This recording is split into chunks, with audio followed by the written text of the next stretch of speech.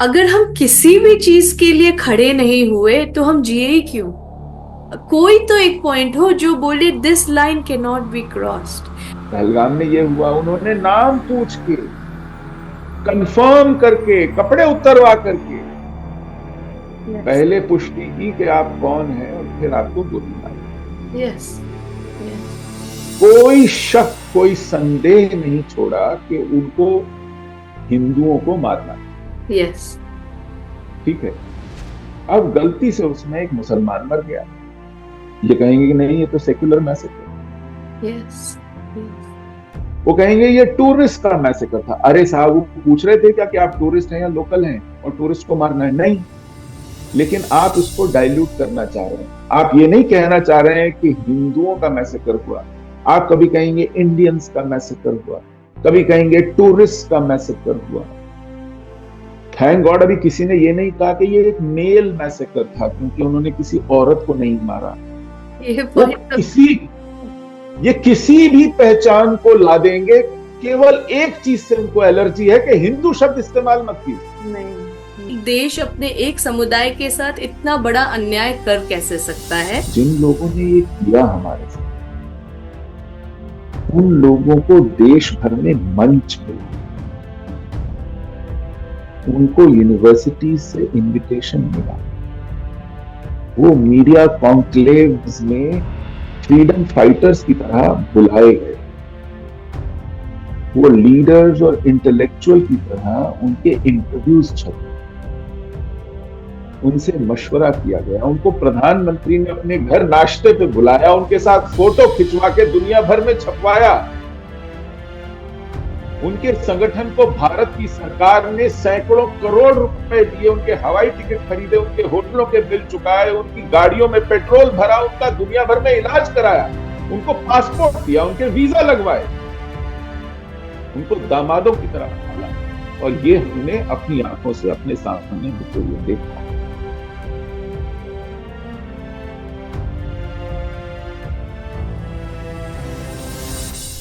Education system में सल्तनत है, सनातन कहीं है ही नहीं।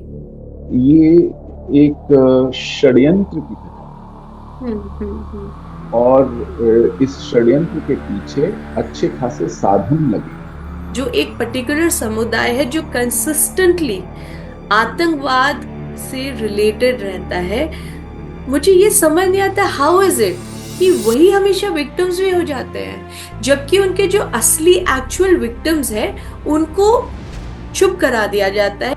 आपको अगर पता चले कि आपकी आस्था के नाम पर किसी दूसरे निर्दोष को या निर्दोषों को भेड़ बकरियों की तरह, गाजर मूली की तरह काट दिया गया,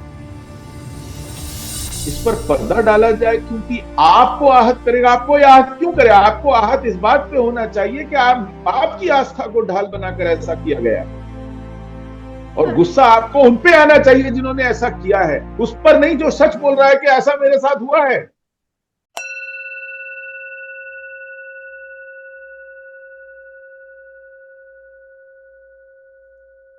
नमस्कार दोस्तों, मेरा नाम है रुचि सिंह और आप देख रहे हैं द रुचि कनेक्ट। आज मेरे लिए ये बहुत बड़ा सम्मान है कि मैं उस इंसान से बात करने जा रही हूँ जिसने ना सिर्फ अपनी कहानी बल्कि एक पूरे समुदाय की आवाज बनकर इस देश की अंतरात्मा को झकझोरा है। सुशील पंडित जी सिर्फ एक कश्मीरी पंडित नहीं है, वह उस कम्युनिटी की आवाज है जिसे उनके अपने ही देश में भुला दिया गया, जो अपने ही देश में बेघर हो गए और जिनकी तकलीफों पर सालों तक चुप्पी छाई रही।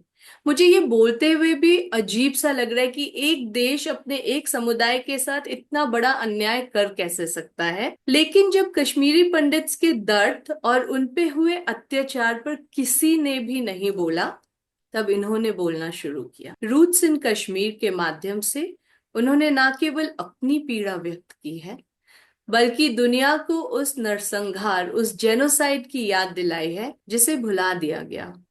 इनफैक्ट ये कहना भी ठीक नहीं होगा कि भुला दिया गया। भुला देने के लिए पहले उसे एक्नॉलेज करना पड़ता है। हमारे देश और पूरे वर्ल्ड ने तो एक्नॉलेज ही नहीं किया कि कश्मीरी पंडित्स के साथ कुछ हुआ है। नेशनल और इंटरनेशनल प्लेटफॉर्म्स पे फिर सुशील पंडित जी ने अपने समुदाय की पीड़ा को शेयर किया, बिना किसी डर और समझौते के। एंड आज जैसा कि मैंने कहा, मेरे लिए truly it's an honour for me कि मैं एक ऐसे इंसान की बात आज मैं बात कर पा रही हूँ जो केवल उनकी खुद की आवाज नहीं है। आई एम होपिंग कि हम उन लाखों कश्मीरी पंडित्स की चुप्पी को सुनेंगे जो काफी हद तक आज भी जवाब और इंसाफ का इंतजार कर रहे हैं। Sushil Pandit ji, thank you so much for giving me time and coming on my show. Ruchi ji नमस्कार, आपको, आपके दर्शकों को भी, और आभार मुझे ये अवसर देने के लिए कि मैं आपसे इस विषय में चर्चा कर सकूं और आपके कुछ प्रश्न हैं उनका उत्तर दे। मेरा पहला क्वेश्चन पूछने से पहले मैं आप सबको कहना चाहूंगी कि मेरा नाम रुचि सिंह है और मेरे चैनल का नाम द रुचि कनेक्ट। सो मेरी आप सबसे गुजारिश है कि आप प्लीज एल्गोरिदम में मेरी हेल्प करिए। तो प्लीज लाइक करें, शेयर करें, सब्सक्राइब करें और हो सके तो अच्छे से कुछ कमेंट्स डाल दें। चलिए फिर हम अपना इंटरव्यू स्टार्ट करते हैं। आपने राइटली कहा है, स्पेशली पहलगांव के बाद तो मुझे पूरा विश्वास हो गया इस बात पे, the idea of safe Kashmir is absurd. And जो फाइनल स्ट्रॉ था, जो पहलगांव में अटैक हुआ, जैसा कि मैंने मेंशन किया, जहां 26 हिंदू टूरिस्ट को स्लॉटर किया गया, point blank, execution style, after checking कि वो हिंदू हैं और अगर हाँ हिंदू हैं तो उन्हें मार दिया गया। तो मेरा ये है कि जब पार्टीशन हुआ था तो इसी बात पे हुआ था ना कि India is suppose to be one place जहां Hindus will be safe. Yet Kashmir से लेके वेस्ट बंगाल तक अभी तक Hindus are being driven out, कि शायद हमारी जिंदगी का कोई वैल्यू नहीं है, Hindus life don't matter. And इसका कारण एक और है, क्योंकि जो कॉन्ट्रास्ट है ना वो स्टार्क है। अगर किसी और समुदाय के किसी भी इंसान को कुछ होता है तो पूरा का पूरा जो सिस्टम है वो एक साथ खड़ा हो जाता है उनको प्रोटेक्ट करने के लिए, उनको शरण देने के लिए और उनकी पॉइंट को रखने के लिए। तो ये हमारे साथ क्यों नहीं होता? एंड जब हिंदूज के साथ टारगेट होता है तो ऐसे इट्स मतलब कि उसको मानने में, उसको स्वीकार करने में भी ये रिलक्टेंस क्यों है? जी रुचि जी, ये बहुत बड़ा यक्ष प्रश्न है और ये बहुत सारे सवालों की माँ है।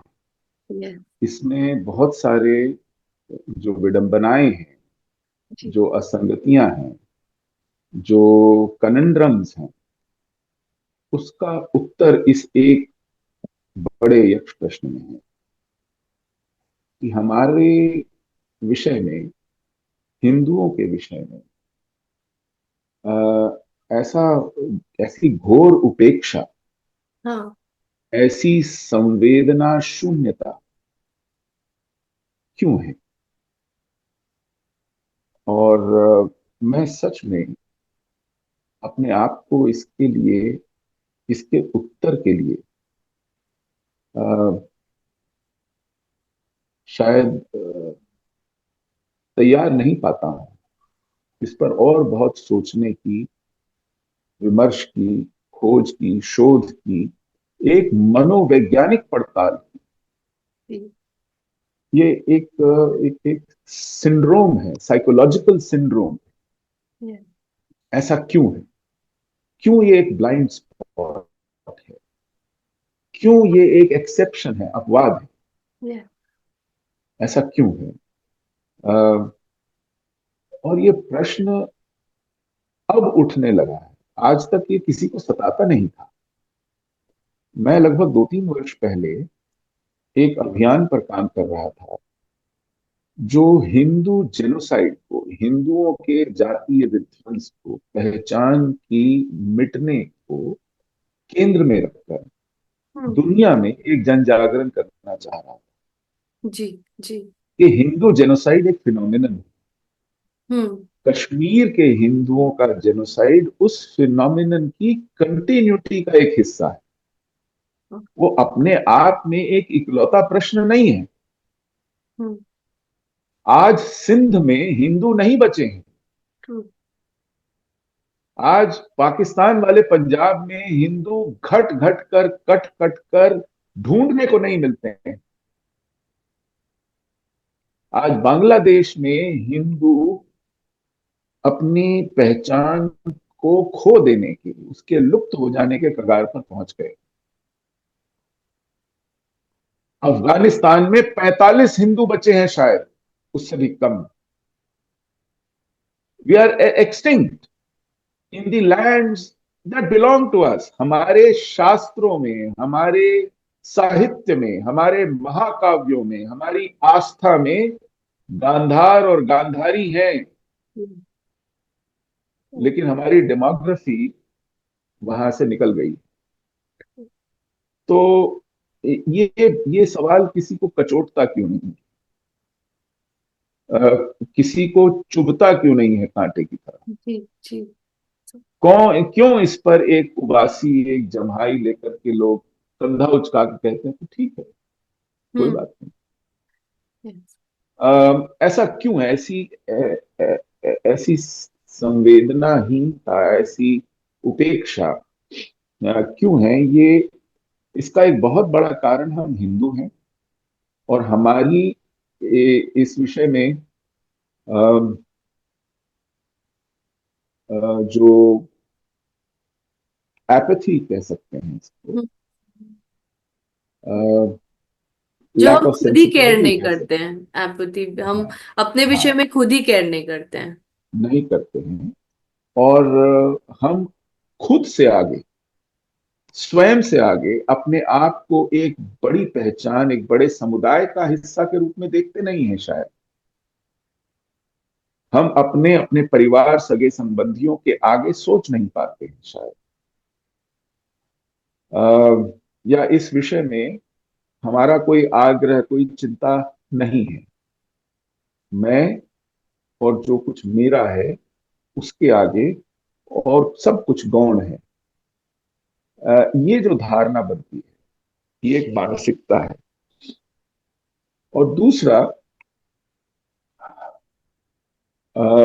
हम जिस दुनिया में जी रहे हैं और दुनिया को जो देखने का तरीका है, उसमें हमारे पास जिसको हम संकट बोध कहते हैं हम्म।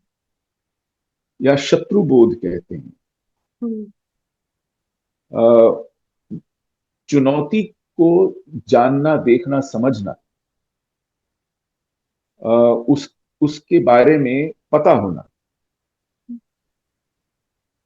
वो बोध नहीं है।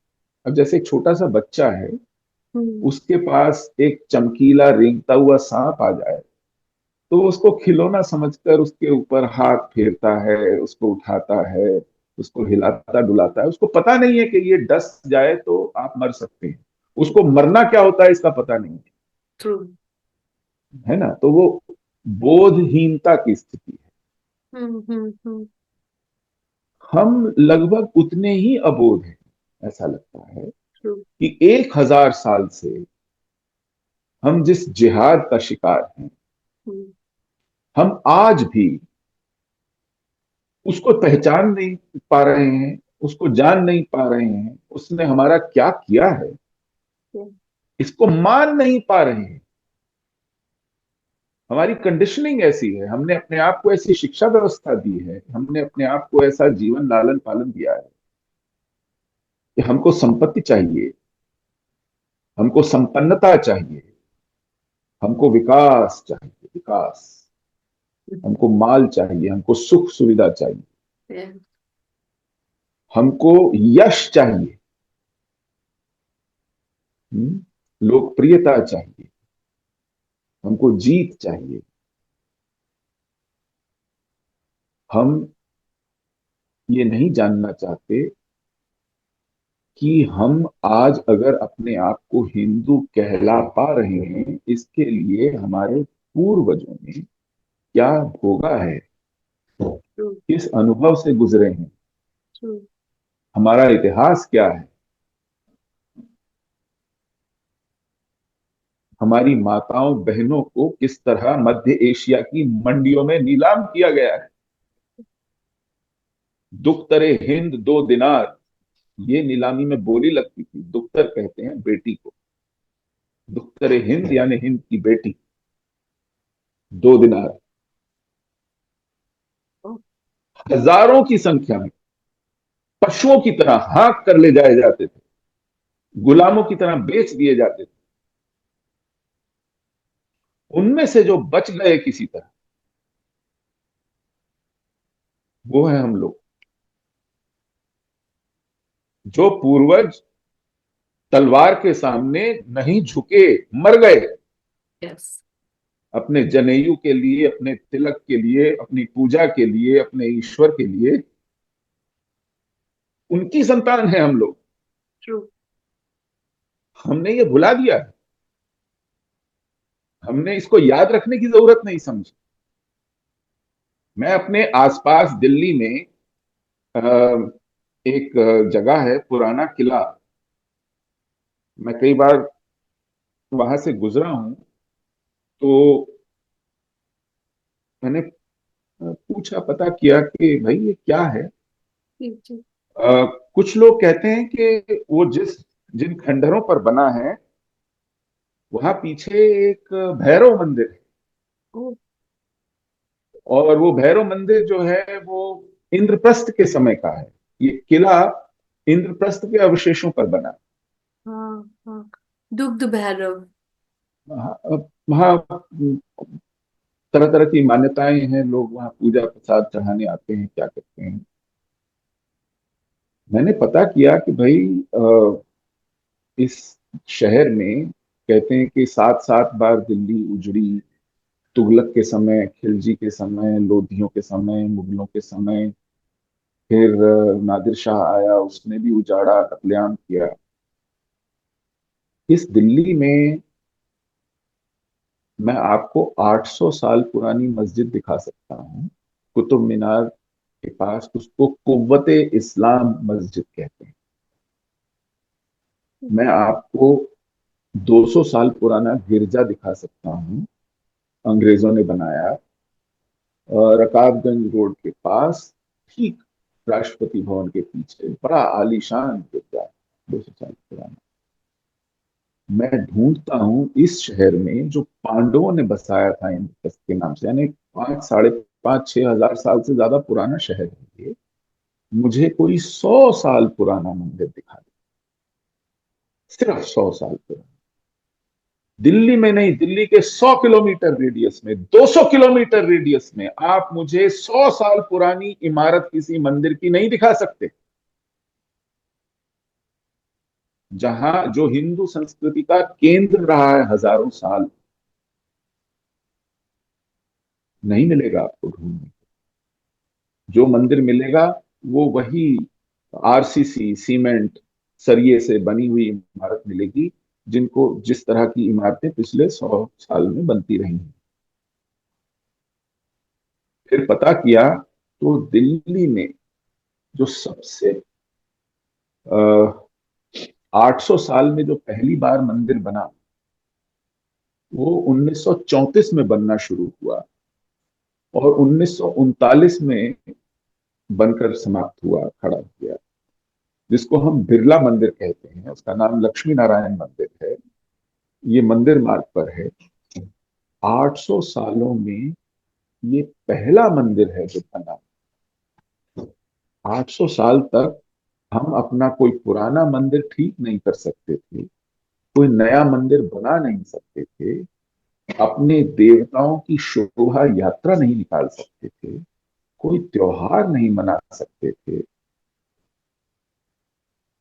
ऐसी परिस्थितियों में से हमारे पूर्वज गुजरे हैं, उन्होंने अपनी आस्था को, अपनी पहचान को बचाया है, तो आज हम खुद को हिंदू कहने लायक बचे हैं। यस। यस। इसको जानना, इसको याद रखना, इसके विषय में भविष्य की चिंता करना, ये किसी को सूझता ही नहीं है। ट्रू।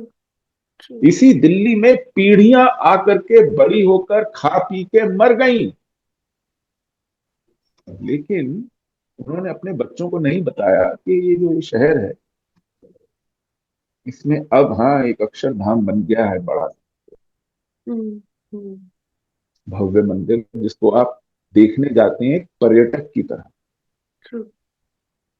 वो दिल्ली के टूरिस्ट मैप पर है। अब हमारे मंदिर टूरिज्म के केंद्र बन गए हैं। ट्रू। अब वो विकास और अर्थव्यवस्था के नए प्रतीक बन गए हैं। यस। वो आस्था और संस्कृति के केंद्र कम रह गए। Very true. ये हमने अपने साथ किया है, ये हम अपने साथ कर रहे हैं। तो इस विषय में चेतना जगे, बोध जगे, चिंता जगे, इसका प्रयास हो। हम केवल चुनाव लड़ें, चुनाव जीतें जिताएं, हारें हराएं, इससे आगे बढ़ें और अपने इतिहास को पहचानें, अपने अनुभवों को संजोएं, उससे सीखें। तो हम एक पहचान के रूप में बचे रह सकते। वरना तो हर कोई पैदा होता है, खाता पीता है, हंसता रोता है, मर जाता है। यस। यस। तो हम भी ऐसे ही चले जाएंगे। ये इसलिए सबसे बड़ा कारण आपने पूछा कैसा क्यों है, हम अपने प्रति सजग और सावधान नहीं, हम अपने प्रति सचेत नहीं हैं। और यदि हम अपनी उपेक्षा करेंगे खुद एक समुदाय के रूप में, तो दुनिया को क्या पड़ी है भाई। क्यों कोई आकर आपके बारे में जानेगा। है हालांकि ऐसे पागल लोग हैं इस देश में, यूरोप से आए हुए लोग हैं, इतनी चीख कर हमको कहते हैं यार तुम्हें हुआ क्या है, यस। तुम कब जागोगे। यस। फ्रांसुआ गोतिये हैं, मिशेल दनीनो हैं, वो रोते हैं कि ये जो संस्कृति है ये बचनी चाहिए, क्योंकि इसी में दुनिया का कुछ कुछ मोक्ष है, कुछ चारा है, कोई गुजारा है। क्योंकि अगर ये समझ, ये संस्कृति ऐसे ही लुप्त हो गई, तो फिर हमारे पास जो एक खजाना है, एक विचार का, यस। एक सोच का, यस।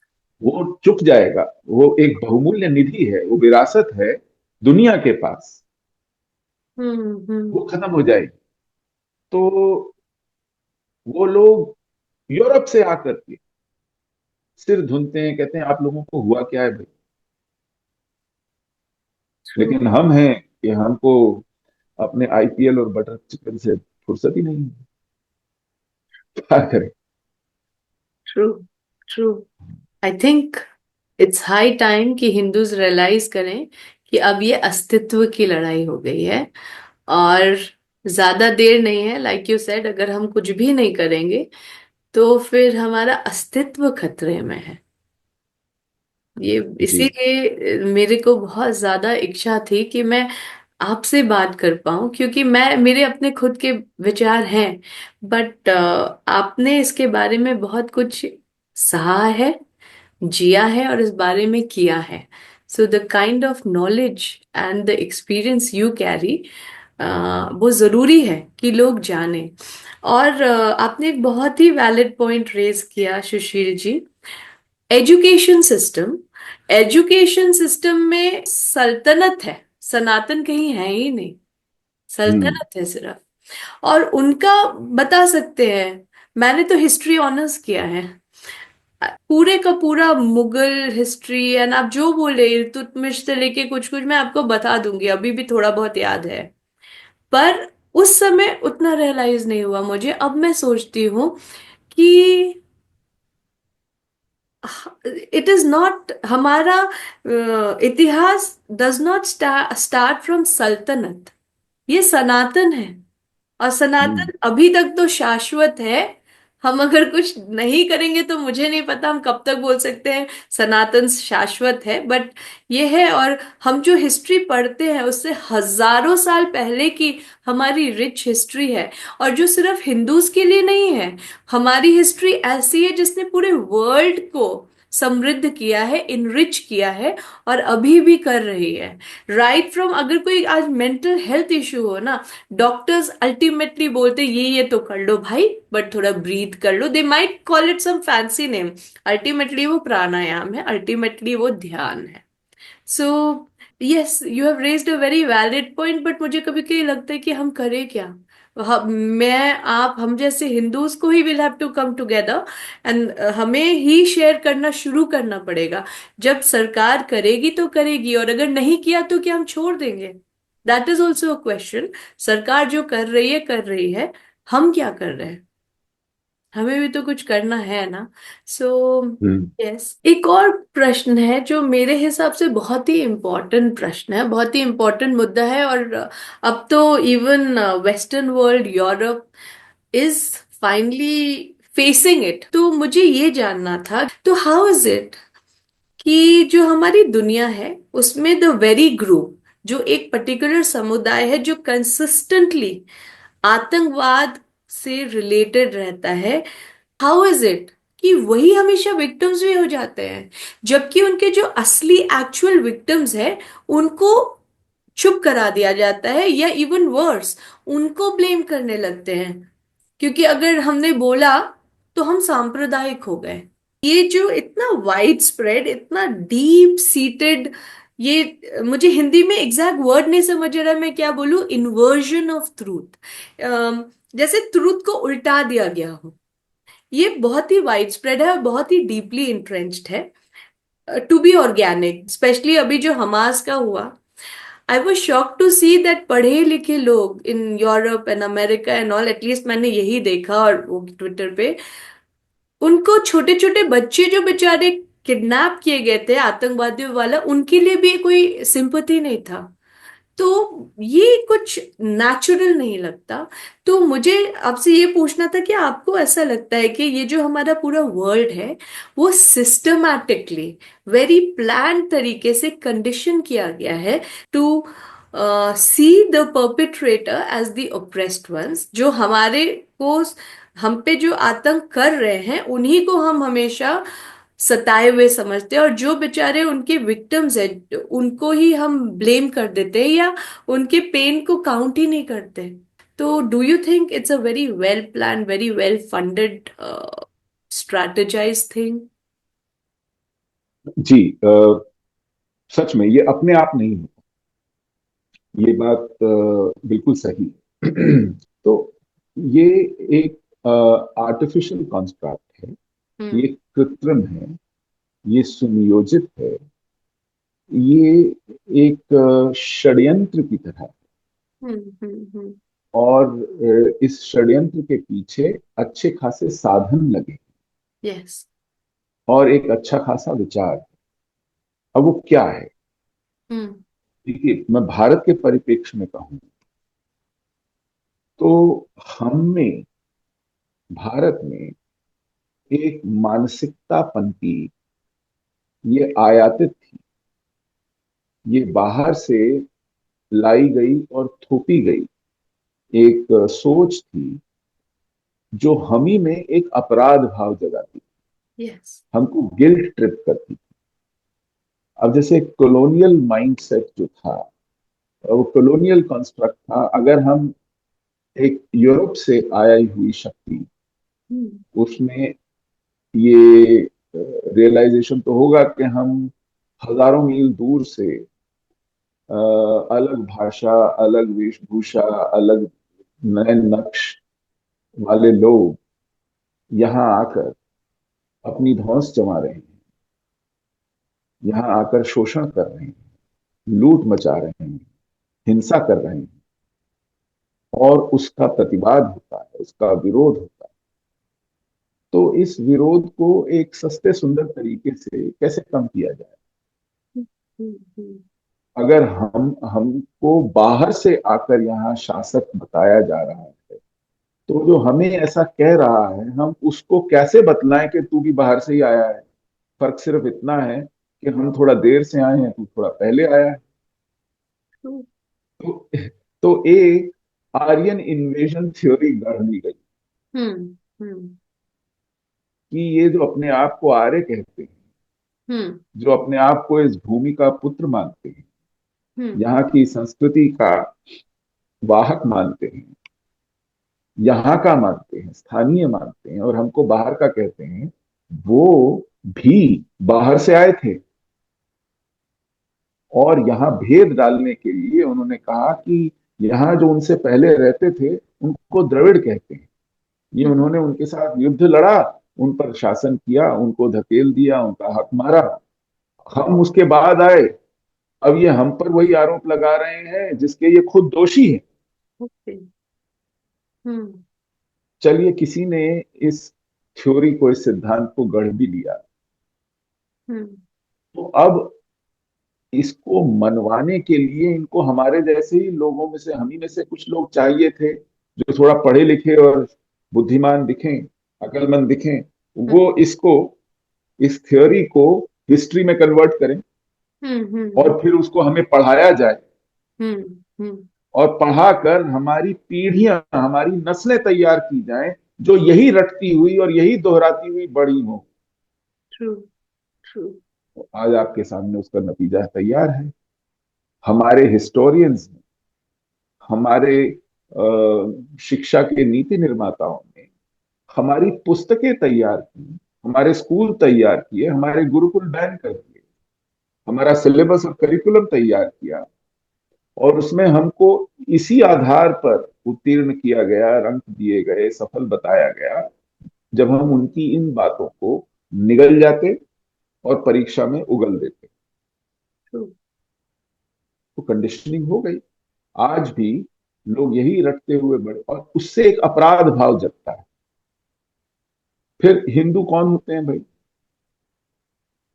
ये तो कोई धर्म आस्था है ही नहीं। हाँ हाँ। यहाँ तो जातियां हैं, कोई ब्राह्मण है, कोई शूद्र है, कोई क्षत्रिय है, कोई वैश्य है। फिर उनमें ऑक्यूपेशन हैं, ये वर्ण हैं, जातियां हैं, कोई यादव है, कोई कुर्मी है, कोई जाट है। ये हिंदू थोड़े ही होते हैं। हिंदू शब्द कहाँ से आया था? ये कौन होते हैं? और धर्म में तो एक कोई पुस्तक होती है, एक कोई मसीहा होता है, कोई पैगंबर होता है, एक कोई खुदा होता है। यहाँ तो सुपरमार्केट है, तरह तरह के ईश्वर हैं, तरह तरह की पूजाएं हैं, तरह तरह की मान्यताएं हैं, तरह तरह की वेशभूषा है। तो हम लोग एक जन है ही नहीं। यस यस ठीक यस। है। और इसलिए हमें एकता जो है वो हो भी नहीं सकती, होनी भी नहीं चाहिए। किस बात की एक भाई, कोई शैव हो, कोई वैष्णव हो, कोई सूर्य उपासक हो, कोई शक्ति के पूजक हो, मतलब कोई प्याज और लहसुन भी नहीं खाता, कोई बलि देता है। मतलब आप, तो ऐसी सब बातें संजो कर हमें बताया गया कि एक पहचान तो भूल ही जाइए, वो तो है ही नहीं। और जो अलग अलग पहचाने हैं उनमें भी द्वेष है, उनमें भी संघर्ष है, उनमें भी कोई समन्वय, सामंजस्य नहीं है।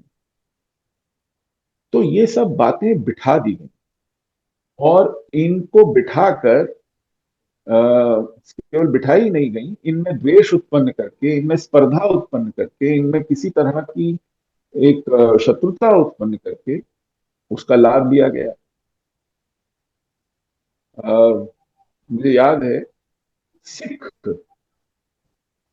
मैं अपने गुरुओं का के प्रति बहुत श्रद्धा रखता हूँ। हम्म। हम्म। सभी 10 गुरु और 11वीं गुरु ग्रंथ साहब यस। जी के प्रति मेरी बहुत श्रद्धा है, और मेरा बहुत कृतज्ञता है। उनका उनका आना इस जगत में हिंदुओं की रक्षा के लिए हुआ। ट्रू।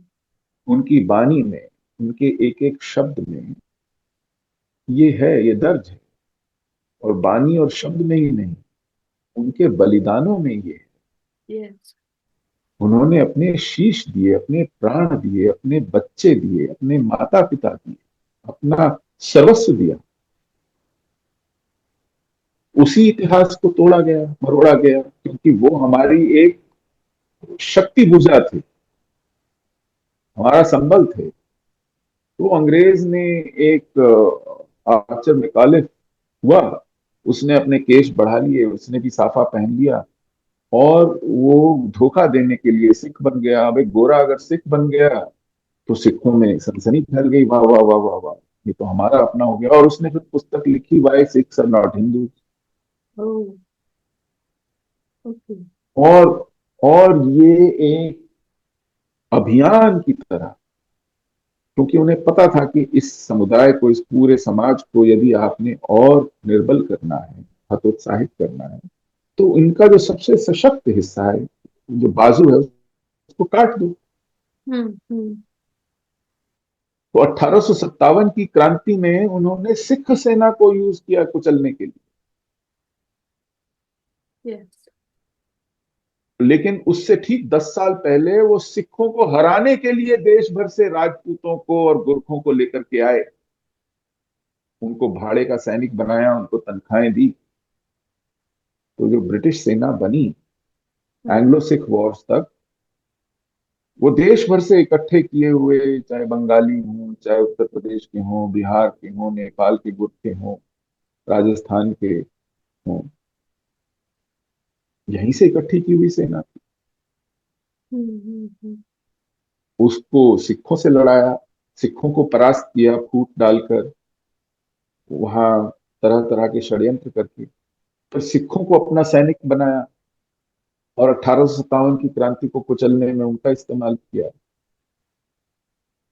तो इस तरह हमको आपस में लड़ाना, छिन्न भिन्न करना, तोड़ फोड़ करना, ये शासकों ने किया। ये उससे पहले मुगलों ने किया, उससे पहले जो अन्य आक्रांता शासक आए थे उन लोगों ने किया, हम लोगों के बीच की कलह का इस्तेमाल किया, और हमने स्वयं को इस्तेमाल होने दिया। ट्रू। अभी भी आपने होने इतिहास देते पढ़ा? हैं। हाँ, आपने इतिहास पढ़ा, आपने कहा आपने सल्तनत पढ़ी। हाँ।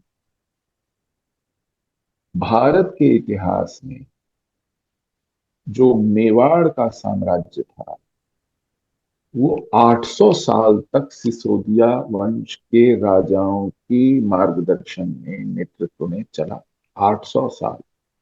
मुगल तो सिर्फ नो। 300 साल रहे। ये अभी आपसे मैं फर्स्ट टाइम सुन रही हूँ। रुचि जी, इस साम्राज्य की स्थापना बप्पा रावल ने की, जिसका जन्म 713 ईस्वी में हुआ, हम्म। 8वीं शताब्दी के शुरुआत में हुआ। ठीक है, ये वो बप्पा रावल है जिसके नाम से रावलपिंडी है। ओह। जी, इतना बड़ा साम्राज्य था उसका। और इसी का वंशज है महाराणा प्रताप, जो 16वीं शताब्दी में अकबर के साथ युद्ध करता है। तो 8वीं शताब्दी के बप्पा रावल सिसोदिया वंश का वंशज महाराणा प्रताप 16वीं शताब्दी में अकबर से लोहा लेता है। हम्म। लेकिन वो अकबर की मुगल सेना में आक्रांताओं से नहीं लड़ता। अकबर ने राजपूतों में ही एक मानसिंह को पकड़ लिया था, जयपुर के। वो हम्म। उसका सेनापति बन गया। उसने अपनी बहन बेटियां दे दी थी मुगलों को। तो ऐसे हम में फूट डाली गई। हल्दी घाटी का संग्राम दो राजपूत सेनाओं के बीच का संग्राम था, वहां राजपूत खून बहा। अच्छा, अब गजब का पाखंड है, जो हमारे यहाँ सेक्युलर हिस्ट्री है, यस। वो कहती है नहीं नहीं, ये राजाओं के बीच का युद्ध था, इसका भारत, हिंदू संस्कृति वंस्कृति से कोई लेना देना नहीं। क्यों? क्योंकि मुस्लिम मुगल सेना का सेनापति मान सिंह था,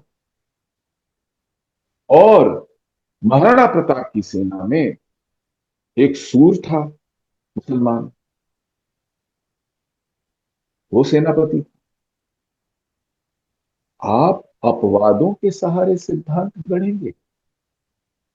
अपवाद तो सिद्धांत को सिद्ध करते हैं, कि अगर ये अपवाद है, ये एक्सेप्शन है, it proves the rule, it doesn't contradict the rule. Yes. Yes. ये तो एक मोटी बात है कि ये अपवाद है। और ये अपवाद कैसे हैं?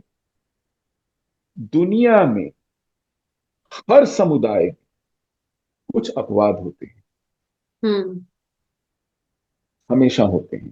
कुछ कॉन्ट्रेरियंस होते हैं, वो अपने हित के लिए या अपनी महत्वाकांक्षा के लिए, अपने स्वार्थ के लिए, अपने डर या लालच के लिए, या अपने पागलपन के लिए मेन स्ट्रीम से छिटकते हैं।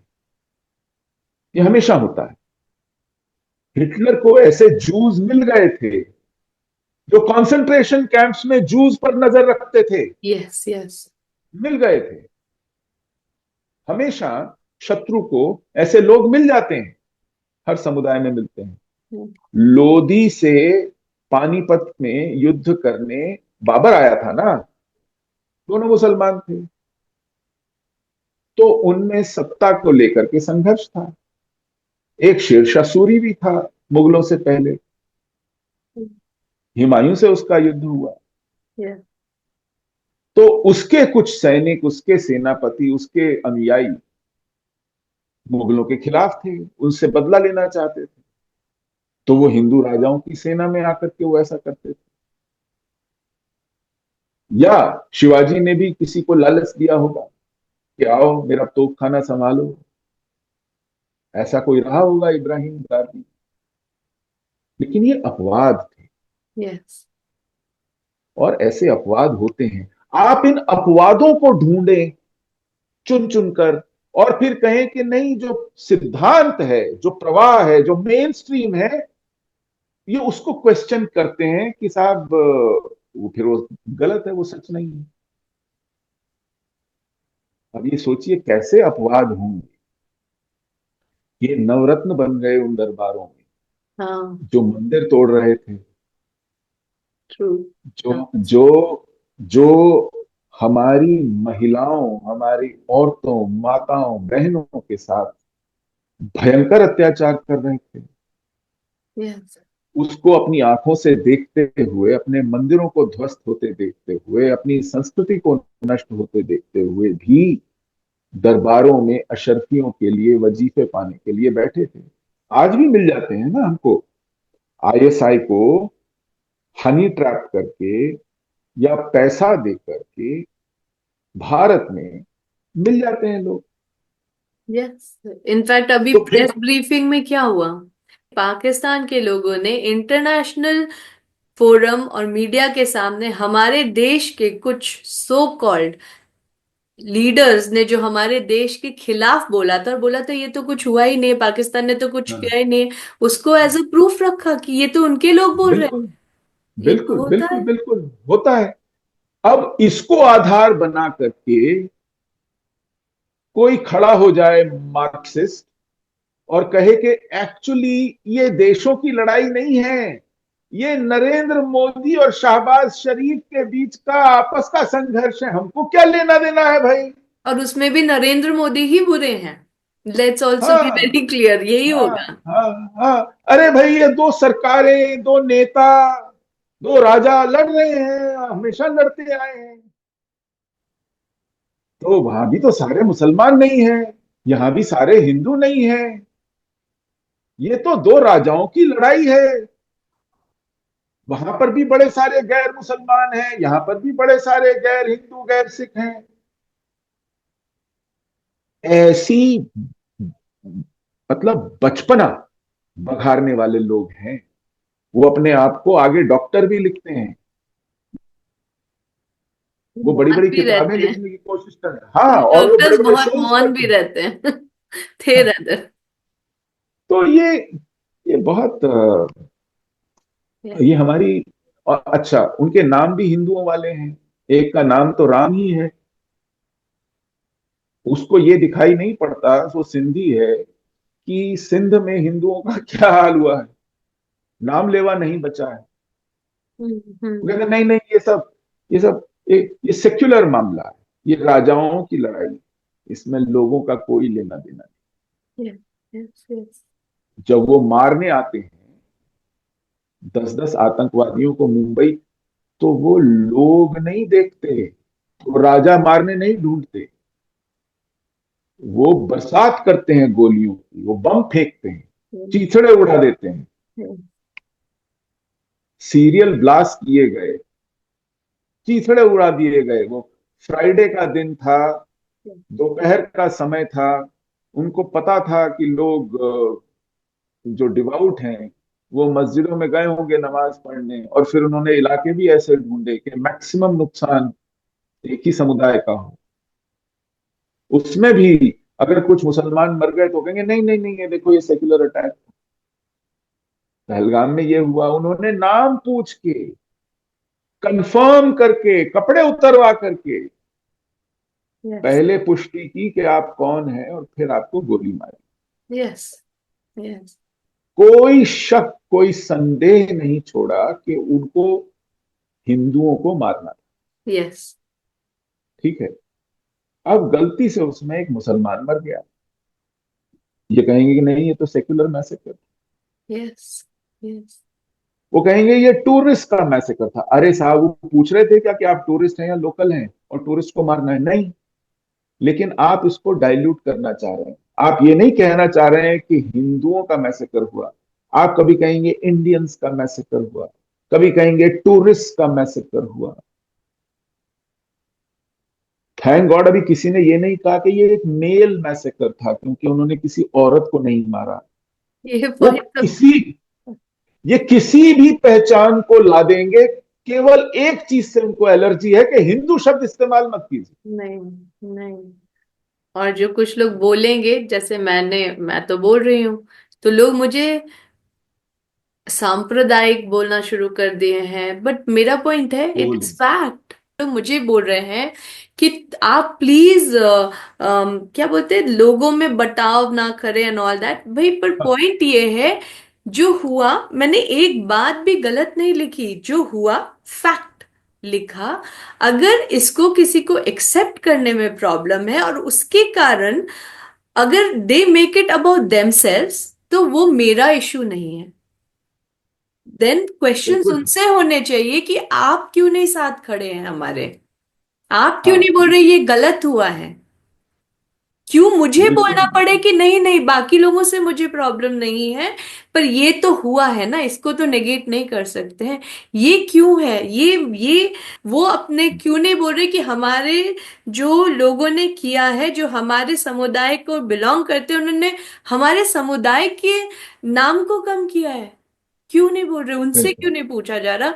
और अगर बिल्कुल। मैंने सिर्फ मैंने एक लाइन एक्स्ट्रा नहीं लिखा, सिर्फ वही, उस पे अगर इशू है तो वो प्रॉब्लम मेरा नहीं है। वो प्रॉब्लम है एक बहुत ही डेंजरस, मैं सड़ी हुई मानसिकता नहीं बोलूंगी, ये बहुत ही डेंजरस हार्मफुल मानसिकता है, which has lost us countless lifes, and if nothing changes it will continue to lose us countless lifes. और मुझे पता है सुशील जी, ये इंटरव्यू मैं लूंगी, मैं डालूंगी, और कमेंट सेक्शन में एक तो पहले तो ज्यादा लोगों को इंटरेस्ट नहीं होगा, वो ज्यादा जानना चाहेंगे कि लाल लिपस्टिक कैसे लगाए, उससे स्किन टोन क्या होता है या कुछ वैसा। Comment section will be filled with one kind of mindset. और मैं ये किसी और समुदाय के नहीं बोल रही, वो हमारे समुदाय के लोग होंगे जो मुझे ज्ञान देने आ जाएंगे। नहीं दें, अब इसकी चिंता नहीं करनी चाहिए। देखिए, जब ओनस आप पर आ जाए कि देखिए इससे बंटवारा होगा, अरे भाई, आप इससे ये होगा या वो होगा या क्या नहीं होगा, इस कारण झूठ बोले, इस कारण सच ना बोले, ये मजबूरी पैदा करना चाह रहे हैं। और दूसरा, जो बटेगा इस वजह से, शर्म उसको आनी चाहिए यस, कि सच ये है, और आप इस सच को देखना नहीं चाहते, समझना नहीं चाहते, और आपको हथियार बनाकर, आपकी आस्था को हथियार बनाकर जो निर्दोषों को मार रहा है, उस विषय पर आप बट जाएंगे। यस, ये आपकी प्रॉब्लम है, ये मेरी प्रॉब्लम नहीं है। यस, यस, आप ना बट जाएं, आपको थोड़ा ऐसा वैसा ना लगे, इसके लिए मैं झूठ बोलूं, मुंह सी लूं, यस, यस। ये है आपकी डिमांड। बट जाएंगे, इसका आपको कोई खतरा नहीं है, इसका मुझे खतरा है कि आप बट जाएंगे। मतलब ये कमाल है। It's- आपको अगर पता चले कि आपकी आस्था के नाम पर किसी दूसरे निर्दोष को या निर्दोषों को भेड़ बकरियों की तरह, गाजर मूली की तरह काट दिया गया,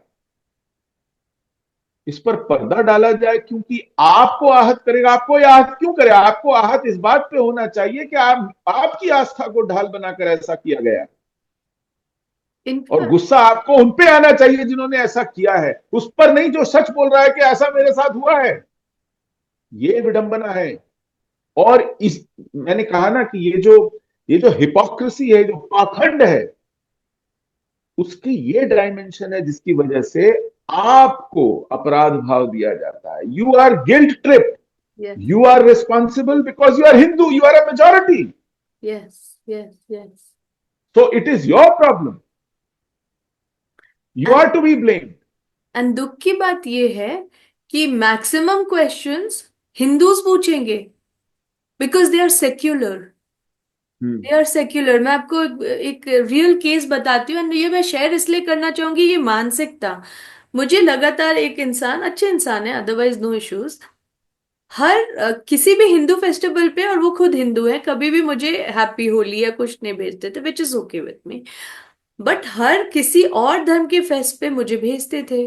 तो पहले मुझे लगा कि शायद बहुत इंडिया में लोग कन्वर्ट हो जाते हैं किसी कारण से, तो होंगे कन्वर्ट कर लिए होंगे, पर नाम अभी भी हिंदू है, तो मैंने कुछ बोला नहीं, I acknowledged it. But finally one day I had enough, I said today, आपको पता है शायद कि मैं हिंदू हूँ, आपने जो विश किया मैं आपको उसकी मुबारकबाद देती हूँ, बट आज मेरे 4-5 फेस्टिवल्स हैं डिफरेंट डिफरेंट नाम से, आपने मुझे किसी के लिए भी विश नहीं किया। He said no no, don't misunderstand me, मैं खुद हिंदू हूं। तो मैं सोच रही हूँ, भाई महामूर्ख हो क्या? हमारे सिवा कोई दुनिया में नहीं होगा, और इसमें मैं किसी भी धर्म को नीचा भी नहीं दिखा रही हूँ। It's a very genuine perplexed question from my and. मेरे एक्चुअली बहुत अच्छे फ्रेंड्स हैं जो दूसरे रिलीजन के हैं, right, they wish me first on my वो, मैं उनको विश करती हूँ, बट नॉर्मल है ये। बट शायद हिंदूज ही एक ऐसा कॉम होगा जिसमें एक हिंदू दूसरे हिंदू को किसी और रिलीजन के फेस्ट पे विश कर रहे हैं, एंड बोल रहे नहीं नहीं, and he actually use this word कि no no, I respect all religion. तो मैं कहा, भाई पहले अपने रिलीजन को रिस्पेक्ट कर लो ना। तो ये तो डीपली इंट्रेंच थिंकिंग है। This is this is a disease, Ruchi ji. Yes it ये इज। एक मानसिक बीमारी है। Yes. This is a syndrome, this is a complex, this is inferiority complex, yes this is self flagellation. It is. ये ये एक अ, व्याधि है, ये एक मानसिक रोग है। यस। यस। और इसको, ये एक बड़ा व्यापक रोग है, ये किसी किसी को रेयर नहीं है ये। और ये रोग हमने डाला है, इसका वायरस हमने इंजेक्ट किया है, ये हमारे डिस्कोर्स में, पब्लिक डिस्कोर्स में, ये हमारे मीडिया में, ये हमारे एकेडेमिया में, ये हमारी पॉलिसी में, ये हमारे पॉलिटिकल क्लास के समय समय पर किए जाने वाली घोषणाओं में। यस। यस। यस। ये हमारी ब्लड स्ट्रीम में, ये हमारी लाइफ ब्रेथ का हिस्सा बन गया है, ये पाखंड। यस। यस ये अभी भी। This defines us, this hypocrisy defines us. Yes, it is some kind of a pride to say no no, I am secular, I'll justify everything। And अगर आप अपने उस धर्म के लिए खड़े नहीं होके you bend over backwards for somewhere else, चाहे आपको उसके कुछ दिनों बाद मार दिया जाए, जैसा बांग्लादेश में हुआ है। काफी थे, ट्विटर पे थे जो काफी हार्डकोर वो थे, अब वो लास्ट में हेल्प के लिए ट्विटर पे ही डाल रहे थे। तो that has to change, and this leads me to actually a difficult question for me to ask also, and I'll ask it, but please don't think कि मैं आपके पेन पे इंट्रूड कर रही हूँ। और ये क्वेश्चन इसलिए भी नहीं है, कभी कभी ना क्या होता है कि लोगों को ना दूसरे के पेन में प्लेजर मिलता है, ये बहुत ही डिस्टॉर्टेड फीलिंग है। Horrified pleasure I think is the word I can use, but मैं आपसे जो पूछ रही हूँ उसमें ऐसा कोई मंशा नहीं है। जो कश्मीर फाइल्स में दिखाया, ऑनेस्टली बोलूं तो मैं वो फिल्म पूरा भी नहीं देख पाई because of the shock to the system. To the shock to the system, पता था, आइडिया था, पर एक होता है ना, कि अरे बहुत बुरा हुआ कश्मीरी पंडित्स के साथ, थोड़ा उनको ऐसे कर दिया, वो एक, ठीक है, it's a line, but to see what actually happened is like, मुझे अभी भी वो हो रहे हैं, मतलब I could not finish. It was that, it just it just something died कि मुझे पता नहीं था इस बारे में। And I feel so ashamed as an Indian because you know I would like to think I'm quite well aware, but I did not know about this, and it is a huge mistake from the entire society's side. Because मैं तो छोटी बच्ची थी ना, मेरी duty नहीं थी उस समय, अब है। How did we whitewash something so heinous? और अभी भी उस मूवी को रिलीज करने में, आई बी वेरी ऑनेस्ट, अगर मोदी जी की सरकार नहीं होती तो वो मूवी रिलीज नहीं होती, ऐसा मेरा मानना है। एंड पूरा वर्ल्ड में ऐसा था, जहां थोड़ा भी कुछ हो जाए तो पूरे वर्ल्ड में मोर्चे निकल जाते इस मूवी को रिलीज ना करने दिया जाए। इसके लिए बहुत ही प्लान स्ट्रैटेजिक तरीके से हर जगह किया गया था कि इस मूवी को रिलीज ना होना दिया जाए।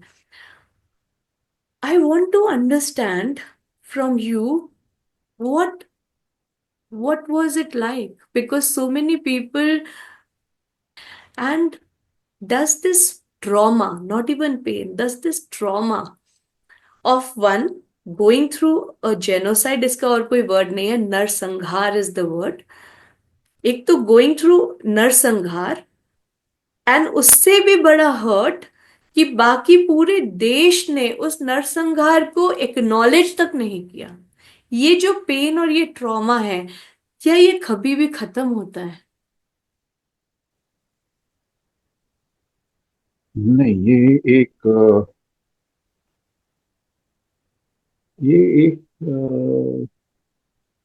लाइफ टाइम का, अ, आप कह सकते हैं, एक लाइफ सेंटेंस है। It ends with life, it has no conclusion, it has no closure. इसका एक कारण है। बहुत बार आपकी जब चोट लगती है, उस चोट का दर्द एक तरफ है, लेकिन जब उस दर्द से सहानुभूति जताने वाली माँ आपके पास हो, जो उसको थोड़ा फूंक मारे, जो आपके साथ चिंतित दिखे, जो आपको प्यार दे, आपको सहलाए, तो वो दर्द तो नहीं जाता, लेकिन एक सांत्वना मिलती है Yeah. कि कोई इसे बांटने की कोशिश कर रहा है, कोई मेरे साथ अ, इस विषय में उतना ही आहत है, चाहे उसे चोट लगी हो या न लगी। तो साइकोलॉजिकली, मनोवैज्ञानिक रूप से वो कम होता है। कश्मीर के हिंदुओं के साथ इसका उल्टा हुआ। हमारे जेनोसाइड पर कोई आंदोलन नहीं हुआ, कोई मुकदमा नहीं चला, कोई इंक्वायरी नहीं हुई, कोई दोषी नहीं पाया गया, किसी को सजा नहीं हुई, कोई चुनाव नहीं हारा या जीता।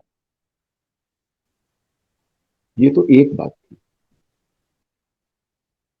लेकिन जिन लोगों ने ये किया हमारे साथ, उन लोगों को देश भर में मंच मिला, उनको यूनिवर्सिटी से इनविटेशन मिला, वो मीडिया कॉन्क्लेव्स में फ्रीडम फाइटर्स की तरह बुलाए गए, वो लीडर्स और इंटेलेक्चुअल की तरह उनके इंटरव्यूज छपे, उनसे मशवरा किया गया, उनको प्रधानमंत्री ने अपने घर नाश्ते पे बुलाया, उनके साथ फोटो खिंचवा के दुनिया भर में छपवाया। उनके संगठन को भारत की सरकार ने सैकड़ों करोड़ रुपए दिए, उनके हवाई टिकट खरीदे, उनके होटलों के बिल चुकाए, उनकी गाड़ियों में पेट्रोल भरा, उनका दुनिया भर में इलाज कराया, उनको पासपोर्ट दिया, उनके वीजा लगवाए, उनको दामादों की तरह पाला। और ये हमने अपनी आंखों से अपने सामने होते हुए देखा। तो वो सब तो एक तरफ था, हमने ये देखा, ये वर्षों तक हुआ। बिट्टा कराटे, जिसने इंटरव्यू देकर कहा कि मैंने 20-22 मारने के बाद गिनना बंद कर दिया था,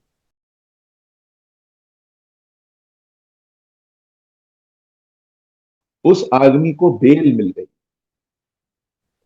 और बेल देते वक्त गुलाम रसूल वानी जो जज मजिस्ट्रेट था, उसने कहा कि मैं जानता हूं, I know this man has committed such heinous crimes that even the capital punishment will not be enough, but I have no option but to give him, release him on bail because prosecution is not interested in pursuing this case. ये उसके bail order में लिखी हुई बात है। और वो जब बेल पर निकल करके आया तो उसके मोहल्ला पूरा का पूरा बाहर आ गया, आसपास के मोहल्लों के लोग बाहर आ गए, उसका स्वागत किसी दूल्हे की तरह हुआ, बैंड बाजे की तरह उसके ऊपर टॉफीज और चॉकलेट्स फेंकी गई जो बच्चों ने लूटी, गाने गाए गए, उसको कंधों पे उठाकर घर लाए। उस आदमी को जिसने दर्जनों कत्ल किए, वो आज भी जिंदा है। उसने निकल करके एक ब्यूरोक्रेट से शादी की, वो घर बसाया, बच्चे पैदा किए, वो जिंदा है आज। Why can't we start a case against him now? अरे, आई टेल यू, तो his first victim was Satish Tikku. ये उसने बोला, इंटरव्यू में बोला, जो उसका अपना दोस्त था। सतीश टिक्कू। तो मर्डर का प्रोसिक्यूशन तो स्टेट के हाथ में होता है, स्टेट प्रोसिक्यूट नहीं कर रहा था। 2008-9 के समय रूट्स इन कश्मीर हम लोगों ने, उसकी जो फैमिली बची हुई थी जो दिल्ली आ गई, उनसे संपर्क किया। हमने कहा हमारा इस केस में लोकस नहीं है, क्योंकि सतीश टिक्कू मेरा रिश्तेदार नहीं, आपका भाई था। आप हमें वकालतनामा दें, ये बताएं कि आप इंटरेस्टेड हैं, क्योंकि ये केस सरकार नहीं चला रही है तो हम प्रोसिक्यूट करें। उसने कहा नहीं भैया रहने दो, अब तो वो वापस आएगा नहीं, हम इस पचड़े में नहीं पड़ना चाहते। चलिए, लेकिन आज से 5-6 साल पहले हम लोगों के पूरे आंदोलन और जन जागरण के बाद उनका मन किया कि हमें न्याय चाहिए। सतीश टिक्कू जिंदा होकर वापस आकर के तो अपना न्याय खुद नहीं मांग सकता, किसी की तो जिम्मेदारी है उसके लिए न्याय दे। तो उन्होंने केस किया, कश्मीर जाकर किया, क्योंकि जुरिस्डिक्शन नहीं, एफआईआर नहीं, सरकार को पेश करना था उसे अदालत में जब केस की सुनवाई हुई। सरकार ने कहा हम इसे पेश नहीं कर सकते। क्यों? क्यों? क्योंकि हम इसको सिक्योरिटी नहीं दे पाएंगे। वाह।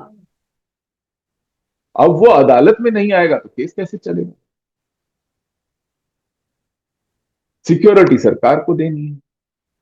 सरकार उसे परोक्ष रूप से अभय दे चुकी है, कोई अंडरस्टैंडिंग है कि हमको दिल जीतने हैं जिहादियों के, तो हम उनको सजाएं नहीं देंगे, क्योंकि अगर सजाएं देंगे तो लोग नाराज हो जाएंगे, तो हमारे हीरो हैं, आप इनको सजाएं क्यों दे रहे हो? तो सरकार बहाने बनाती है। और कोई एक सरकार नहीं, ये सारी सरकार, सारी, हर दल की, हर गठबंधन की, हर आइडियोलॉजी की, हर नेता की, सब परिवारों की, सबकी हमने देख ली सरकार, उनका ये रवैया है। उनकी इस नीति में कोई परिवर्तन नहीं, इसमें वो एक राय, चाहे वो एक दूसरे से कुत्ते बिल्ली की तरह लड़े अन्य विषयों पर, छोटे विषयों पर, इन विषयों पर उनकी एक राय है। तो वो केस अब भी आगे नहीं बढ़ रहा है। वो खुद केस करेंगे नहीं, चलाएंगे नहीं, कोई दूसरा चलाए तो उसको चलने नहीं देंगे। ये स्थितियां हैं। मुझसे इमेजिन। किसी ने कहा, हम लोग सुप्रीम कोर्ट गए रुचि जी, एक बार नहीं, दो बार नहीं, तीन तीन बार गए। पहली बार जस्टिस जेएस केहर थे, सुप्रीम कोर्ट के सीजीआई। वो डिवीजन बेंच, दो लोगों की जज की बेंच में Y V Chandrachud, sorry, D Y Chandrachud के साथ बैठे, और उन्होंने हमें सुना भी नहीं, हमारी पिटिशन को एडमिशन स्टेज पे ही खारिज कर दिया, फेंक दिया बाहर। ये जुलाई 2017 की बात। ओके। हम लोगों ने कहा चलिए, कुछ लोगों ने कहा कि वो उनके बाद जो जज आ रहे हैं, दीपक मिश्रा है उनका नाम, बड़े नेशनलिस्ट जज हैं, वहां पर आप रिव्यू पिटिशन फाइल की। हम सुप्रीम कोर्ट फिर गए रिव्यू पिटिशन फाइल करने। कहा कि हजारों एफआईआर पेंडिंग, किसी पर कोई केस ही नहीं चल रहा है। फिर वही ढाक के तीन पात, इस बार दीपक मिश्रा के साथ फिर वही डीवाई चंद्रचूड़ बैठे थे, दीपक मिश्रा चीफ जस्टिस थे। फिर हमारे रिव्यू पिटिशन को वैसे ही फेंक दिया गया, मतलब बहस सुनना कुछ नहीं, एडमिशन स्टेज पे। कई साल बाद खुद डीवाई चंद्रचूड़ चीफ जस्टिस बने खुद, फिर हम लोग इस बेंच में गए, फिर उस बेंच में इस पिटिशन पे। आप देखिए, न्याय के लिए, मतलब जस्टिस पीएन भगवती थे जो कि ओरिजिनल पब्लिक इंटरेस्ट लिटिगेशन के जनक कहे जाते हैं देश में। उन्होंने कहा था कि सुप्रीम कोर्ट में अगर कोई पोस्ट कार्ड भी भेज देता है और कहीं अन्याय है, उसको न्याय चाहिए, तो वो पोस्ट कार्ड भी एक पिटिशन माना जाए। उन्होंने कहा पोस्ट कार्ड भी छोड़िए, अगर सुप्रीम कोर्ट के जजेस को खुद कहीं पता चलता है, प्रेस से पता चलता है, किसी की बातचीत से पता चलता है, कुछ एनेक्डोटल एविडेंस से पता चलता है कि कहीं कुछ गलत हुआ है, तो सुप्रीम कोर्ट को सुओ मोटो कॉग्निजेंस लेना चाहिए। यहां हम तीन तीन बार मोटा पोथा एफआईआर की कॉपीज, क्राइम्स के डिटेल्स, विक्टिम्स के नाम, अक्यूज्ड के नाम, एफआईआर किस स्टेज पर रुकी हुई है, मुकदमे कहां पर रुके हुए हैं, उसका पीरियड, ये सब डिटेल करके गए बार बार सुप्रीम कोर्ट। सुप्रीम कोर्ट को भी पता है कि ये आखिरी दरवाजा है जो न्याय के लिए खटकाया जा सकता है, इसके बाद और कोई विकल्प नहीं है हमारी व्यवस्था में।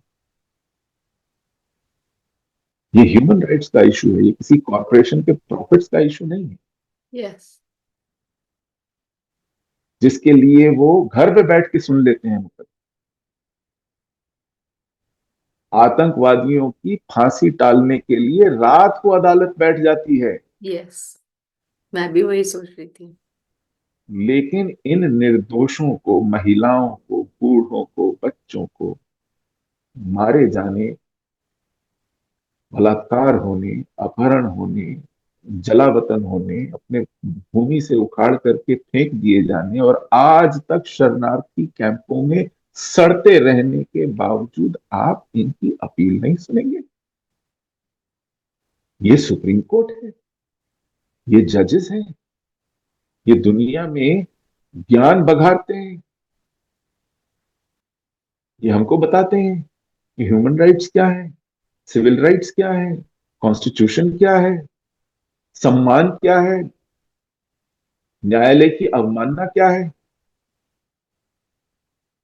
ये लोग ये सब जानते हुए भी कि हम आखिरी दरवाजा खटखटा रहे हैं, हमें सुनते तक नहीं, बार बार। तो मैंने जब कई बार कई जगह इसका जिक्र किया, मैंने सोचा है कि मैं जीवन में जब अवसर आए, मैं इनके नाम लेकर के बताऊंगा इन्होंने क्या किया। ये यस। डिजिटली दर्ज होते रहना चाहिए बार बार। इन्होंने अपनी सर्वोच्च न्याय संस्था के मुंह पर तालिक होती है, ये भ्रष्ट लोग हैं, ये अपने स्वार्थ के लिए कुछ भी कर सकते हैं, लेकिन इस काम पर इन्होंने अपने इस चरित्र को पूरी तरह उजागर कर दिया। तो मुझसे एक बार किसी ने कहा, तो फिर ऐसा कीजिए ना, आप यूएनएचआरसी जाइए, United Nations human rights council जाइए, जनीवा जाइए, एक क्लास एक्शन सूट कीजिए, इस देश पर मुकदमा कीजिए। मैंने कहा, अब आप एक देशभक्त से चाहते हैं कि वो अपने देश को घसीटे दुनिया की अदालतों में उसकी बदनामी के, ताकि ये व्यवस्था उठ खड़ी हो और कहे ये देखो गद्दार है, इस देश का नाम बदनाम करने दुनिया भर में घूम रहा है। यही सुनना बाकी रह गया। ये आप चाहते हैं कि मैं करूं। आप ये नहीं चाहते कि उन लोगों को कटघरे में खड़ा करें जो हमें न्याय नहीं दे रहे। आप वो नहीं करेंगे। आप नहीं पूछेंगे कि पिछली 9 प्रधानमंत्रियों के चलते ये विस्थापन निष्कासन हुआ, उनमें से एक भी आदमी कभी इसी शरणार्थी शिविर में मिलने तक नहीं गया किसी से। कोई गृह मंत्री नहीं गया। आज भी शिविर चल रहे हैं, हजारों लोग रह रहे हैं, सड़ रहे हैं। जी, आज भी जम्मू से कोई 18 किलोमीटर दूर जगती में 20,000 से ज्यादा शरणार्थी रह रहे हैं। एक 35वां साल पूरा हो चुका है, 36वां साल शुरू हो गया है उन्हें विस्थापित हुए। उनकी पीढ़ियां वहां, नई पीढ़ियां जमा हो गई। विस्थापितों में से बहुत लोग मर खप गए, बूढ़े। कमाल है। Believable for me also, like हैं? हमको सिक्योरिटी काउंसिल में जगह चाहिए ना। हमको सुपर पावर बनना है, हमको तीसरी सबसे बड़ी इकोनॉमी बनना है। हमको शर्म नहीं आती कि हमारी नाक के नीचे आज के युग में, इस सदी में हमारे नागरिकों के साथ ये हो रहा है, और आप एक्नॉलेज तक नहीं करते। किसी सरकार ने एक्नॉलेज नहीं किया, किसी सरकार ने इंक्वायरी नहीं दिखाई, किसी सरकार ने कोई नीति नहीं बनाई। There isn't even a policy कि हमारे साथ क्या होगा। पड़े हुए हैं।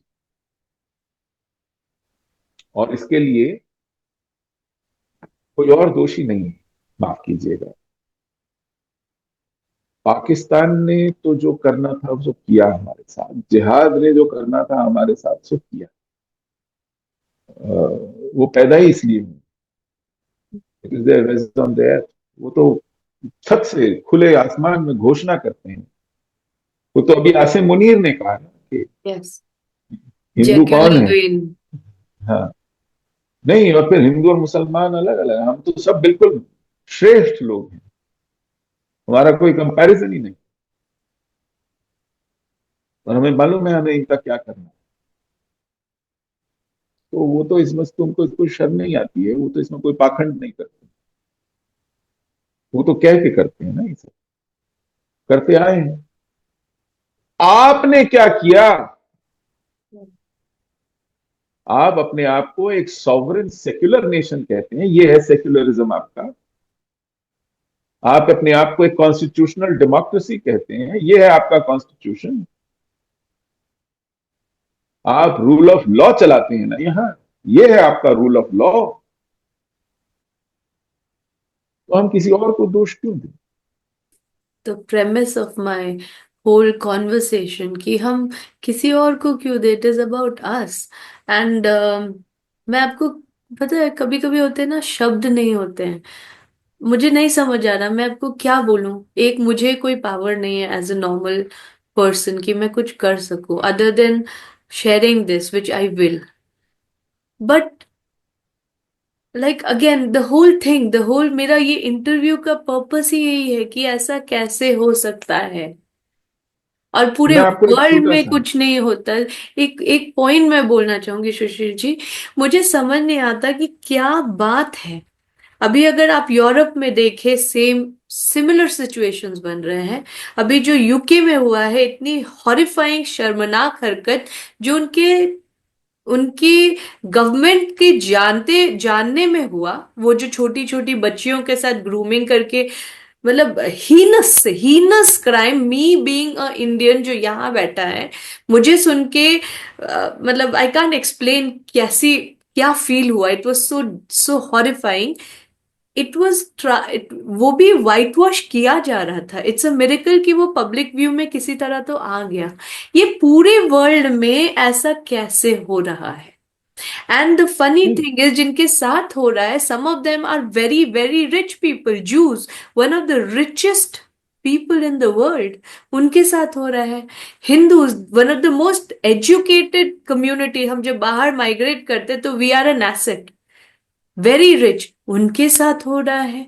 पूरा Europe is bent backwards to appease them. क्यों हो रहा है ये? मुझे, it is not organic, it can not be organic, it is deeply funded is what I feel. हाँ नहीं, you see, it is very very. But why? No, no, there is a rational choice that has been made. अब जैसे UK में आपने grooming gangs के बारे में बताया, जिसमें एक बच्ची जो 13 वर्ष की थी, उसका रिपीटेड सेक्सुअल एक्सप्लॉइटेशन सालों तक चलता रहा, सैकड़ों लोगों ने किया। Yes. वो जब पुलिस के पास गई तो पुलिस ने एक्नॉलेज करने से मना कर, केस फाइल करने से मना कर, और इवेंचुअली जब केस रजिस्टर करना पड़ा, शोर मचा, तो उसी को अरेस्ट कर लिया। I know. I read about it. It's horrifying. अच्छा, जैक स्ट्रॉ थे, लेबर गवर्नमेंट में उनके सेक्रेटरी ऑफ स्टेट थे, या जिसे कह सकते हैं फॉरेन सेक्रेटरी थे, वेरी इंफ्लुएंशियल पॉलिटिशियन। जब ये केस पहली बार पब्लिक हुआ and it shook the conscience of the society, तो उन्होंने एक पब्लिक स्टेटमेंट दिया, ये कहते हुए कि they treat our young girls as easy meat. ये उनके शब्द हैं। These the perpetrators said that, जो कर रहे थे ये हाँ, का। We talked about Pakistani man. Yes, yes, yes. Muslim Pakistani men treat our daughters as easy meat, white young girls as easy meat, ऐसा उन्होंने कहा। Hmm. वो मैनचेस्टर के आसपास एक कॉन्स्टिट्यूंसी है, वहां से चुनाव लड़ते थे, अगला चुनाव हार गए। तो ये जो डेमोक्रेसीज में, कंपेटिटिव डेमोक्रेसीज में, इन्होंने एक क्लाउट बनाया है, वोट की ताकत। और क्योंकि सत्ता, power, election are the final argument, ये हमारी एक विकृति है व्यवस्था में, कि जो जीत गया Typical. वही सब ठीक है। तो जीतने पर ही सब कुछ मैस है, और जीतने के लिए आपको उल्टा टंगना पड़े, शीर्षासन करना पड़े, झूठ बोलना पड़े, गधे को बाप बनाना पड़े, आप बनाएंगे। तो वो बन रहे हैं। दूसरा चीज, पैसा। पेट्रो डॉलर्स की ऐसी भरमार है, दुनिया भर की यूनिवर्सिटीज अब बिजनेस कॉरपोरेशन हैं, उनको बिलियंस ऑफ डॉलर्स चाहिए, और उनको बैंकरोल करने वाले ये शेख ये तय करने लगे हैं कि आपका करिकुलम क्या होगा, उसको कौन पढ़ाएगा, उनकी एंडाउमेंट्स में से स्कॉलरशिप्स किनको मिलेंगी, किन बातों पे रिसर्च होगा, क्या पेपर छपेंगे, क्या नॉलेज जनरेट होगी। They have cracked the code, वो सिस्टम के अंदर घुस गए हैं, उन्होंने एकेडेमिया को कंट्रोल कर लिया है। अब अगर हार्वर्ड है, कोलंबिया है, ऑक्सफोर्ड है, लंदन स्कूल ऑफ इकोनॉमिक्स है, कैम्ब्रिज है, प्रिंसटन है, स्टैनफोर्ड है, ये सब आईवी लीग यूनिवर्सिटीज हैं, इनको आप एंडाउमेंट्स के थ्रू खरीद लेते हैं। और फिर इनके मुंह से वो सब कहलवाते हैं जो आपके हित में है। और उससे अलग कोई आवाज उठती है तो उसको इस्लामोफोबिया कहा जाता है, उसको जात बाहर कर दिया जाता है, उसको कैंसिल कल्चर का विक्टिम बना दिया जाता यस। है। ये जो क्लाउड आया है, एक थ्रू द होम उन्होंने क्लस्टर्स पैदा किए हैं जहां पर वो इलेक्शन रिजल्ट्स को इन्फ्लुएंस करते हैं, या फिर उसके ऊपर एक और लेयर है कि पैसे की ताकत से सेनेटर्स को फंड करते हैं, कांग्रेसमैन को फंड करते हैं, पार्लियामेंटेरियंस को फंड करते हैं, वोट एंड ब्लॉक करते हैं और पूरे सिस्टम को शीर्षासन कराते हैं। तो ऐसे लोगों की किताबें भी छपती हैं, ऐसे लोगों के पेपर्स भी छपते हैं, ऐसे लोगों को टेन्योर प्रोफेसरशिप्स भी मिलती हैं। इस तरह आप एक पूरे डिस्कोर्स को कंट्रोल करते हैं। और आप ये होते हुए देख रहे हैं, मुझे याद है जिन दिनों टोनी ब्लेयर प्राइम मिनिस्टर था और गद्दाफी लीबिया का तानाशाह था, वो गद्दाफी के पास जाते थे, गद्दाफी मिलियंस देता था। ब्रिटिश एकेडमिक इंस्टीट्यूशंस में एंडाउमेंट्स के तौर पर, डोनेशंस के तौर पर, इनको पैसे चाहिए, ये भिखमंगे हैं, ये पैसे के लिए कुछ भी बेच देंगे अपने घर की। इन्होंने अरबों को कहा था कि आपका जो पेट्रोल की इतनी इनकम है, क्रूड ऑयल की इतनी इनकम है, लंदन को का एम्बिशन है कि फाइनेंशियल हब बने, कीप योर मनी हियर या। and we give you free access to our country. Come buy properties, take our women, enjoy yourself. ये हो रहा है. This is the give and take, तो and they करे have क्या? to rule the. It's तो like. अब अगर imagine a country which is trying to, उन्होंने अपने एक जर्नलिस्ट को जेल में डाल दिया हाँ, या। आई रेड ऑन क्योंकि उसने उस मुकदमे को रिपोर्ट किया कि ये जो ग्रूमिंग गैंग्स हैं इनकी आइडेंटिटी क्या है, इनका बैकग्राउंड क्या है, यस। ये कैसे पूरा का पूरा परिवार, हम्म। father, son, uncle, God. raped the same pathetic girl, victim. They hunt like a pack of wolves. इसके डिटेल्स बाहर ना आए, इतना बंदोबस्त। और आपको और मुझे चुप कराया जाएगा कि ये या। मत बोलो कि उन्होंने कलमा पढ़ने को कहा। अरे साहब, कोई नई बात है क्या? ढाका के रेस्टोरेंट में जो सीज था, वहां पर भी वो उनसे कह रहे थे कि कुरान की आयत पढ़ के बताओ तो बच जाओगे। Yes. That is the litmus test if you are a Muslim or not. And they slaughtered people by dozens. कोई नई बात थोड़ी है। लेकिन इस सब को सेक्युलराइज करेंगे, कहेंगे oh, there are challenges, people feel offended, there are they live with some kind of trauma which is responsible for this, they feel alienated, they are not integrated, they feel left out. We need to get to the root causes. आप कितने apologist बनेंगे भाई? तो ये गजब की विडंबना, कमाल की हिपोक्रेसी चल रही है। डोंट इवन नो कि हम करें क्या। मे बी लाइक क्या करें? नहीं, हमारे जो जैसे बस में आपको है, all over the world, all over the world. देखिए रुचि जी, बहुत सारे क्राइम और बहुत सारी असंगतियां, बहुत सारे अपराध, ये अंधेरे में फलते हैं। यस। विसल ब्लोअर हो और ये सामने आ जाए तो लोग मुंह छुपाते फिरते हैं। यस। न भी करे, न भी करे, यदि हमारे बस में केवल खड़े होकर बोलना हो, हमारे बस में उसका पर्दाफाश करना, हमारे बस में इसको प्रकाश में लाना, तथ्य को, सच बोलना, केवल सच बोलना, वही बोले। इसका मुंह उखाड़ना हो और उसकी असली शक्ल दिखानी हो, अगर हमारे बस में इतना ही है तो हम इतना ही करेंगे। हम अगर सजा नहीं दे सकते, हम सबके सामने वो सच तो बोल सकते हैं। यस। मुझे तो मतलब कई बार उस पर भी आपत्ति होती है। हाँ।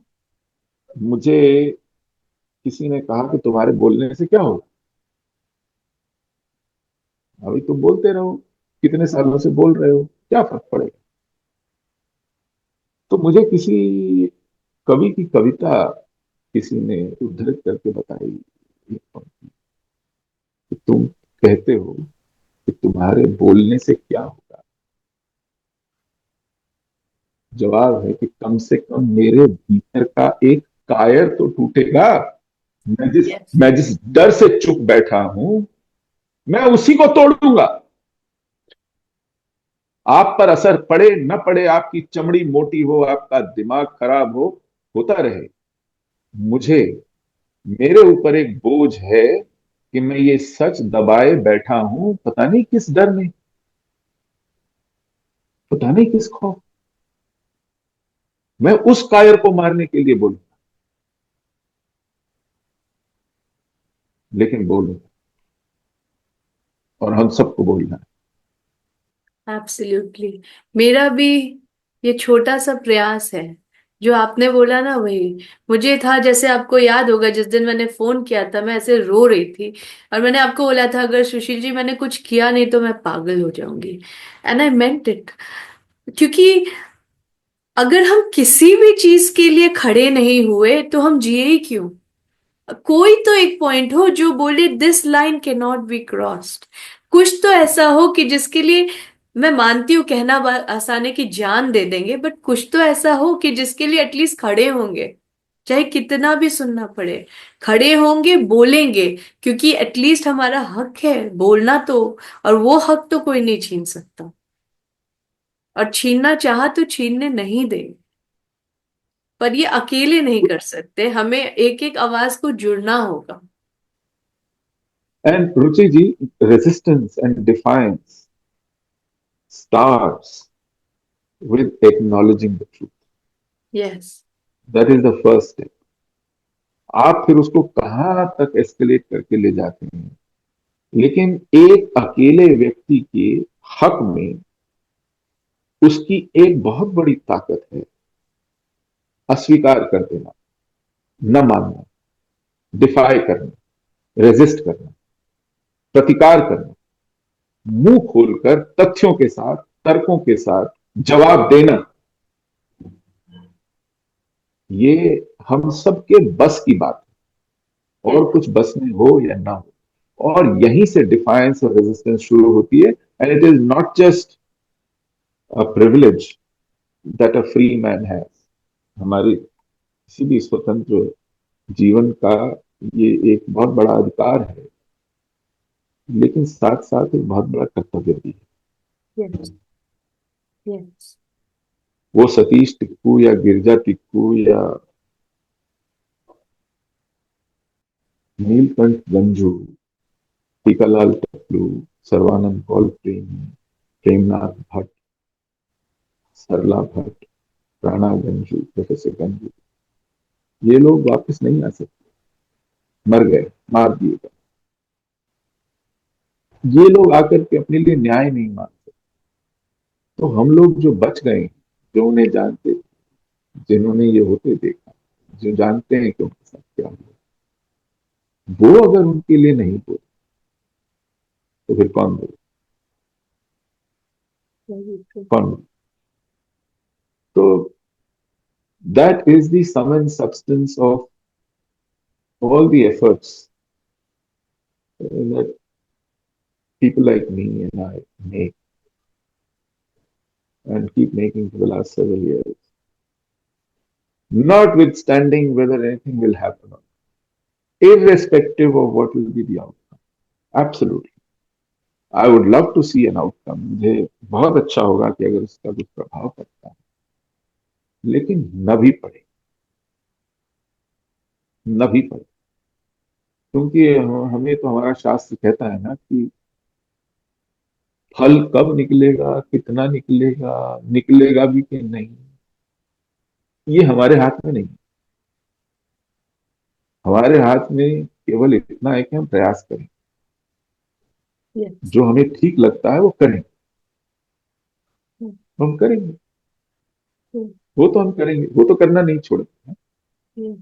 उतना तो हम कर सकते हैं, जो हमें ठीक लगता है वो हम करें। और फर्क तो पड़ेगा, पड़ा है। आज मैं आपसे इस विषय में बात कर रही हूँ, ये अपने आप में एक फर्क है। क्योंकि जब कुछ साल पहले मैं ये आपसे बात नहीं करती, इसलिए नहीं कि मुझे फर्क नहीं पड़ता, इसलिए नहीं, इसलिए कि मुझे पता ही नहीं था। तो ये फर्क तो पड़ा है। एंड आपके जैसे लोगों की सोसाइटी को जरूरत है more than ever now.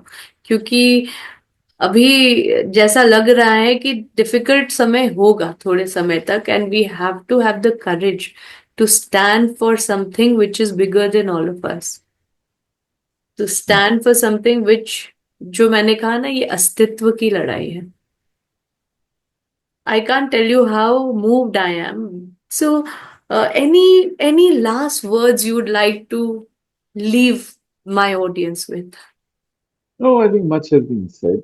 And आजकल लोग जिस वातावरण में रह रहे हैं, जिन साधनों सुविधाओं के साथ रह रहे हैं, उसमें यदि इच्छा हो तो जानकारी प्राप्त करना, तथ्य जुटाना, उस पर तरह तरह की विचार विमर्श को सुनना, जानना, ये आपके हाथ में है। अगर आप इसे चुनते हैं, इसमें थोड़ा भी प्रयास करते हैं, तो आपको बहुत कुछ पता चलेगा। आज इन परिस्थितियों होने के बावजूद अगर आपको पता नहीं, तो फिर इसकी जिम्मेदार आप। That is very true. अब अब आप जानिए इस विषय में और तथ्य। ऐसा नहीं कह रहा हूं कि मेरी बात मानिए, मैं जो कह रहा हूं उससे ही सब कुछ मान लीजिए। इसे एक स्टार्टिंग पॉइंट समझ के ढूंढिए, अपनी जर्नी शुरू कीजिए, Yeah. अपना सच पहचानिए, और आपको जो ठीक लगता है वो कीजिए। लेकिन इस विषय पर उदासीन होकर इसकी उपेक्षा करेंगे, तो उसके नतीजे भी भुगतने पड़ेंगे। जो हम भुगत रहे हैं काफी हद तक। ये बात तो है। Yes. Thank you thank you so so much. Much Sushil ji, आपने मुझे ये टाइम दिया। एंड ये बहुत ही, कुछ कुछ बातें होती है ना जो सोचने पे मजबूर करती हैं, तो कहीं ना कहीं तो एक स्पार्क तो आता है, चाहे वो कितना जले पता नहीं, बट ये मुझे विश्वास है कि सुनेंगे लोग तो चाहे एक क्षण के लिए ही सही, बट सोचेंगे इस विषय में। और मेरा तो छोटा सा ये प्रयास यही है कि और कुछ नहीं, लोग एटलीस्ट एक बार इस विषय में सोच ले, तो that is also a break through.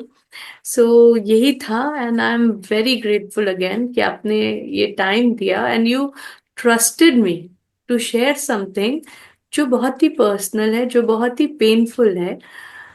जब भी सबसे डीपेस्ट इमोशंस मुझे एक्सप्रेस करने होते हैं तो शब्द कम पड़ जाते हैं, कम हो जाते हैं।